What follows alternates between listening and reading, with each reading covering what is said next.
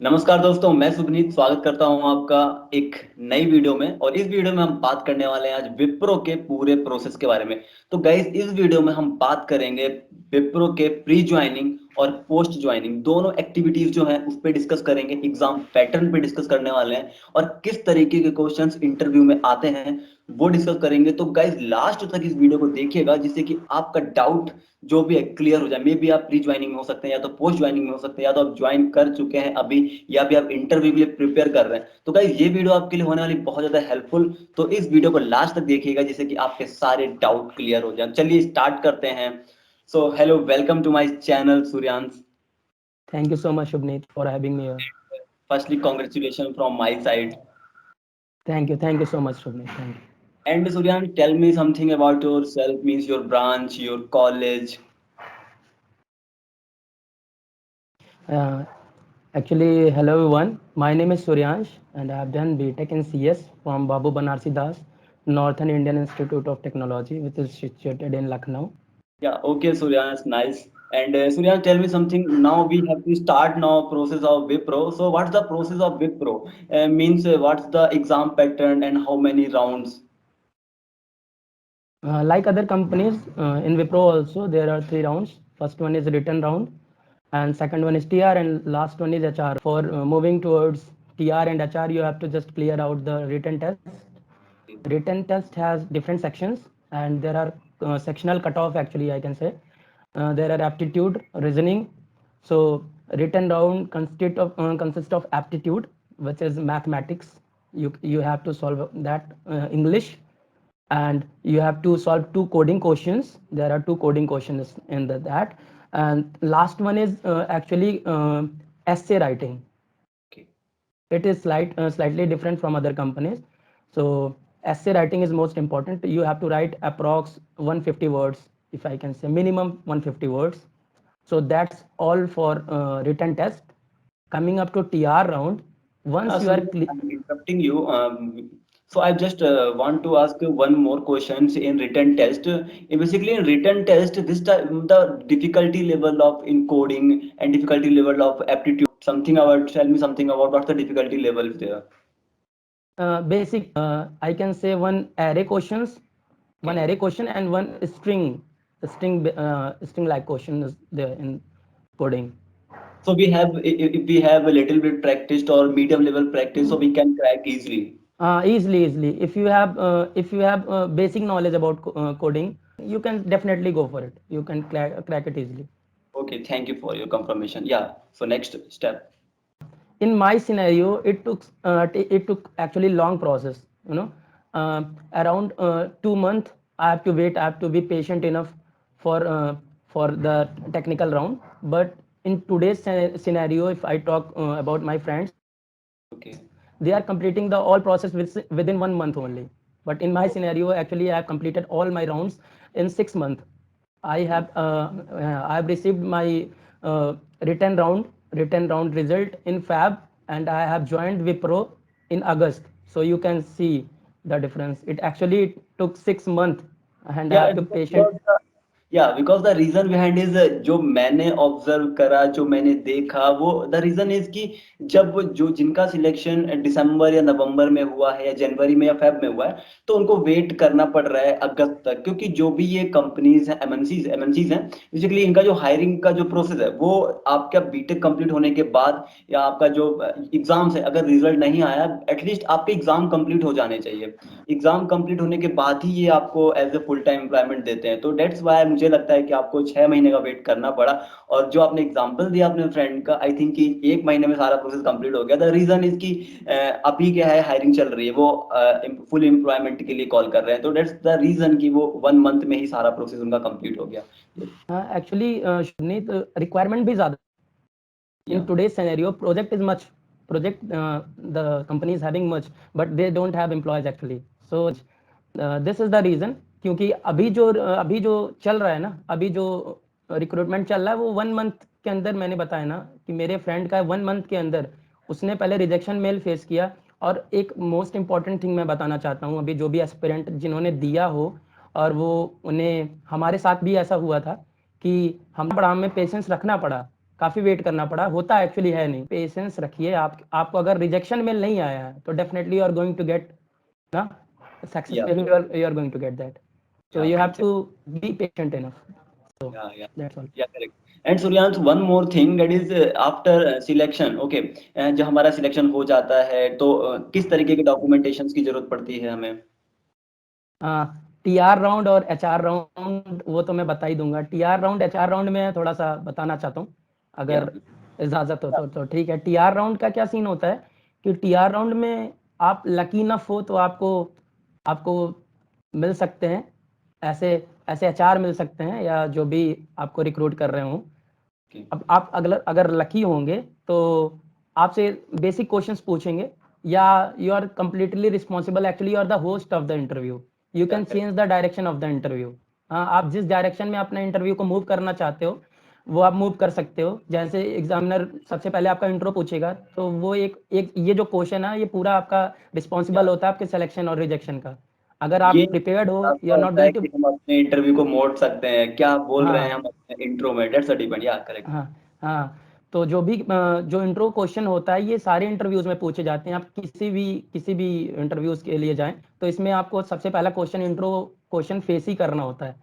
और ये बहुत ज़्यादा, आप 80% मान लीजिए कि सिलेक्शन रिजेक्शन का जो है मैटर ये यहीं से स्टार्ट हो जाता है।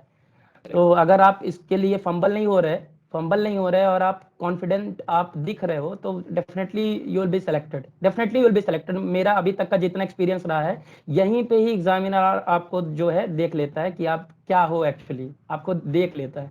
बाद आपको बेसिक एक लैंग्वेज आनी चाहिए, कोई भी लैंग्वेज आनी चाहिए। अगर मैं टीआर राउंड की बात कर रहा हूँ तो you should have actually knowledge of one coding. Actually you should have knowledge, not in depth, you should have basic knowledge. Actually basic questions, Fibonacci and all the basic questions, which if you are starting any programming language, then these are the questions you should have knowledge and you should have practice on that. तो अगर आपको है तो आप किसी भी आप easily TR round crack कर सकते हो। एचआर राउंड में तो सारे पर्सनालिटी क्वेश्चंस जो होते हैं वो पूछेंगे। तो मेरा तो काफ़ी, I was lucky enough to get selected. मैंने तो डायरेक्शन ही चेंज कर दिया, अपने पैशन अपने हॉबी की तरफ मोड़ दिया। तो मेरा इंटरव्यू एक्चुअली 30 मिनट्स का गया था। शायद ही मेरे जितने कलीग हैं, जितने बैचमेट हैं, उनका किसी का नहीं गया होगा 30 मिनट्स का, तो मेरा गया। तो आप ये बेसिक क्वेश्चन जो है इसके लिए प्रिपेयर करिए। बाकी एचआर राउंड में ये आपसे 5 इयर्स के बारे में पूछेंगे। Okay, so my question is like कि suppose that in TR round जो डिफिकल्टी लेवल है कोडिंग क्वेश्चंस की, या वो मुझसे हमसे स्क्रीन शेयर करके हमसे प्रोग्रामिंग कराते हैं, या फिर हमसे लॉजिक ही पूछते हैं एज। नहीं नहीं, एक्चुअली मेरे सिनेरियो में क्या हुआ था, वो दे भी सकते हैं। It's up to them, you have to be prepared. आपको मैं ये नहीं बता सकता कि आपको इसमें शेयर करने के लिए नहीं बोल सकते। You have to at least get prepared कि आपको वो कुछ भी कह सकते हैं। आपसे लॉजिक पूछ ले, मैं पहले ही बता चुका हूँ कि आपके लक के ऊपर है वो आपसे क्या पूछते हैं, या एग्जामिनर सामने जो बैठा है उसका क्या मूड है उस पर डिपेंड करता है। लेकिन overall if I have to conclude, तो आपको एक प्रोग्रामिंग आनी चाहिए। वो बेसिक क्वेश्चंस मैंने बताए, ये बेसिक क्वेश्चन आपको प्रैक्टिस है। अगर आप लिख लेते हो, आपको डिफिकल्टी नहीं है, तो आपको कोई वो लॉजिक पूछेगा तो आप लॉजिक भी बता दोगे, अगर लिखने के लिए बोलेगा तो लिख भी दोगे। तो we have to be prepared. तो ये आपका फंडा होना चाहिए जो भी है। So we need to prepare difficulty about level basic होती है। so we need to prepare about basic data structures, list yes tuples yes, and basic data structure. yeah, thank you Suryan for your kind information. And next question is again I am back towards my back questions like documentation. So what about documentations in Wipro? Documentation eligibility criteria जो होता है वो यहीं पे follow होता है। सबसे पहले जब आप एचआर राउंड क्रैक करते हो आपको एलओआई मिलता है, लेटर ऑफ इंटर्न, जिसमें आपकी सैलरी सारी चीज़ें मेंशन होती है। As soon as you get LOI, और एक चीज़ बहुत इंपॉर्टेंट चीज़ है, ऑफर लेटर जब भी आपको मिले आप उसे सिस्टम में खोलें, मतलब आप लैपटॉप या पीसी में ही खोलें। क्योंकि मोबाइल में क्या होता है कि अगर ऑफर लेटर ओपन करते हो तो वो सेव होने का उसमें प्रोसेस है नहीं, सेव नहीं कर सकते हो। और ऑफर लेटर सेव करना बहुत इंपॉर्टेंट होता है। After HR round you will be getting LOI, Okay. LOI of intent, in which all the salary package will be included in that. You will be getting aware of salary and all. After that you will be getting offer letter. One thing you have to keep in mind, that as soon as you get the offer letter you have to open the offer letter in system or PC. You don't have to choose mobile for that. because in mobile you are not able to save the offer letter. You are not going to get the option for saving offer letter in mobile, but in system or PC you will able to save the offer letter. So it is required in onboarding process that you will be asked for the offer letter. So if you will not be able to present that, so there will be some problem. So after that, as soon as you get the offer letter, after offer letter, there will be day decided, or you will be asked for PGP session. And as you get the PGP stream, you have to complete. You will be getting a stream. आपको एक stream decide होगा कि आपको development सकता है, Python हो सकता है, लैंग्वेज है, ये आपका डेवलपमेंट में टेस्टिंग मिला है, या मैं जो हूँ अभी SAP पे वर्क कर रहा हूँ, मैं एज SAP कंसल्टेंट वर्क कर रहा हूँ विप्रो में, तो SAP स्ट्रीम भी आपको मिल सकता है। तो बहुत सारी स्ट्रीम्स हैं, इसी के बेसिस पे आपको एक प्री ज्वाइनिंग प्रोग्राम बोलते हैं, PJP, PJP pre joining program, ठीक है। इसका असेसमेंट होता है 1 मंथ के अंदर, ठीक है। ये अभी मैं अपने एक्सपीरियंस से बता रहा हूँ, ये कंपल्सरी नहीं होता है, मैंडेटरी नहीं होता है, ठीक है। तो ये आपके ज्वाइनिंग से पहले ही आपको मिलेगा, इसे आपको कंप्लीट करना होता है। तो उसमें काफ़ी नॉलेज होता है, आप उसे पढ़ भी सकते हो, लेकिन एक ये आपको जब ये कंप्लीट कर लोगे 1 मंथ के बाद, इसी बीच में अभी जो मैं देख रहा हूँ, अभी का सिनेरियो बता रहा हूँ, अभी तो सब चीज़ें मिक्स अप हो गई हैं कि कब तुरंत इंटर्न वाला लेटर आ जा रहा है, लेटर ऑफ इंटर्न आ जाए, इंटेंट आ जा रहा है, letter of intent, sorry, letter of intent आ जा रहा है, उसके बाद ऑफर लेटर भी आ जा रहा है, तो सब मैशअप बन जा रहा है उसमें, तो कुछ पता नहीं चला। लेकिन स्टेप बाय स्टेप मैं बता रहा हूँ, ऑफर लेटर के बाद आपको जो मिलेगा वो PJP प्रोग्राम आएगा, जिसे जो आपका स्ट्रीम डिसाइड करेगा कि आप किस स्ट्रीम में जाने वाले हो, ठीक है। आपका असेसमेंट होगा 1 मंथ के बाद, वो आप कंप्लीट कर दिए, सबमिट कर दिए। एक ऑनबोर्डिंग डेट, ऑनबोर्डिंग जो आप करोगे, ज्वाइनिंग प्रोग्राम जिसे बोलते हैं, ऑनबोर्डिंग डेट होता है जो डिसाइड होता है कि आप ज्वाइन करोगे। मेरा 16 अगस्त था। उस दिन एक इंडक्शन होगा, you will be having induction in which you will be getting to know all about Wipro, your salary package, your documentation, okay. Before PGP program, will be getting a link to submit all your documents. You have to submit all your documents, and after submission of documents, you will be getting the PGP link, which I mentioned earlier. You have to complete that session. You have to complete the assessment of PGP assessment. It's not mandatory actually, because after joining the program, you will be having training. So PGP assessment आपको देना है। और एक चीज बहुत important, जैसे मैंने offer letter का बताया, एक चीज और आपको माइंड में रखना है कि जैसे ही आप ज्वाइन करते हो, उस डेट तक आपके एक भी बैकलॉग नहीं होने चाहिए। You have to clear all your backlogs. Yes. Till your date, else you will not be onboarded. ये बहुत लोगों के साथ हुआ है कि उनका डेट ऑफ ज्वाइनिंग था, लेकिन जब डेट ऑन बोर्डिंग होता है तो उस दिन उनसे पूछा जाता है कि आपके अभी कितने बैकलॉग्स हैं। One thing you have to keep in mind, till your joining date, joining date will be mentioned in your mail. You will be getting a mail regarding joining date. Till your joining date, you have to clear all your backlogs. Else you will not be onboarded. Okay.